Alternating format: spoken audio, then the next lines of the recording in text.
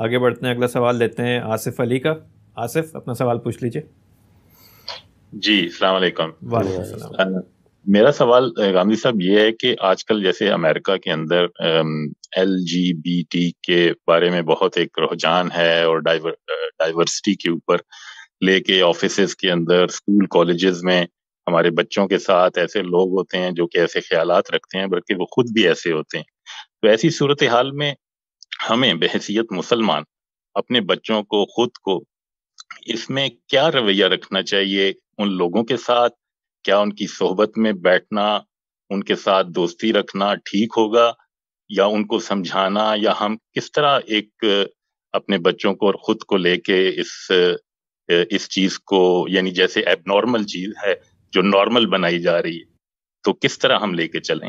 بہت شکریہ آصف صاحب. اگر آپ ان معاشروں میں رہتے ہیں جہاں اس طرح کے معاملات کے بارے میں کوئی پابندی نہیں رہی، اصل میں یہ سب چیزیں ہمارے معاشرے میں بھی ایسے ہی ہیں اور بہت نیچے تک اتری ہوتی ہیں، لیکن عمومی رجحان ان کو ڈھانپ کر رکھنے کا رہا ہے، تو ظاہر نہیں ہوتی، ورنہ یہ سب چیزیں ایسے ہی ہیں. یعنی میں آپ کو بتا سکتا ہوں کہ دیہات تک میں اس کے کیا مظاہر ہوتے ہیں. اس طرح کے معاملات میں اپنے بچوں کا شعور بہتر کیجیے. اگر آپ ان کے اندر کوئی نفرت کا احساس پیدا کر دیں گے اور یہ کوشش کریں گے کہ وہ بیٹھے نہیں، وہ ملے نہیں، تو اس سے ان کے لیے بڑی مشکلات پیدا ہو جائیں گی. یعنی شعور کو بہتر کریں جتنا کر سکتے ہیں. باقی برائیوں کے بارے میں بھی ایسے ہی کرتے ہیں. کیا بعید ہے کہ باہر جائے آدمی تو کسی ایسے شخص سے واسطہ پڑ جائے جو ڈاکو ہو، چور ہو، ملاوٹ کرنے والا ہو، ہر وقت پیے ہی رہتا ہو. تو یہ سب چیزیں دنیا میں پیش آنی ہیں، تو ان چیزوں کو بھی اسی طرح لینا چاہیے. یعنی میں آپ کو عرض کرتا ہوں کہ آپ یہ بات یہاں کرتے ہیں تو لگتا ہے کہ کوئی بڑی نئی دنیا وجود میں آ گئی.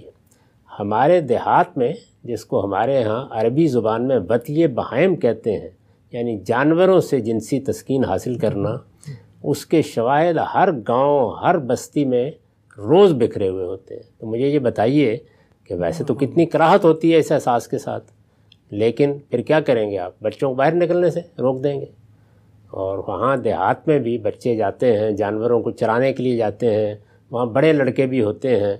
تو روز اس طرح کے مسائل پیش آتے رہتے ہیں. بس شعور کے علاوہ اور کوئی راستہ نہیں آپ کے پاس. تو سوسائٹی اگر آپ کی مدد کرتی ہے تو اس میں سہولت ہو جاتی ہے. آپ بتائیے کہ ہم کسی چیز کو غلط کہتے ہیں تو کیوں کہتے ہیں، شروع سے بتائیے. کسی چیز کو صحیح کہتے ہیں تو کیوں کہتے ہیں، اور دوسرے انسانوں کے بارے میں نفرت کے بجائے ان چیزوں کا شعور پیدا کریں تاکہ آپ کے بچے وقت آنے پر دلیل کے ساتھ دوسروں کو بتا سکیں کہ اگر وہ فلاں چیز کو غلط کہہ رہے ہیں تو کیوں کہہ رہے ہیں. تو یہی چیز ہے، اور کوئی راستہ اس وقت موجودہ دنیا میں رہا نہیں آپ کے لیے. ٹھیک ہے سر، بہت شکریہ.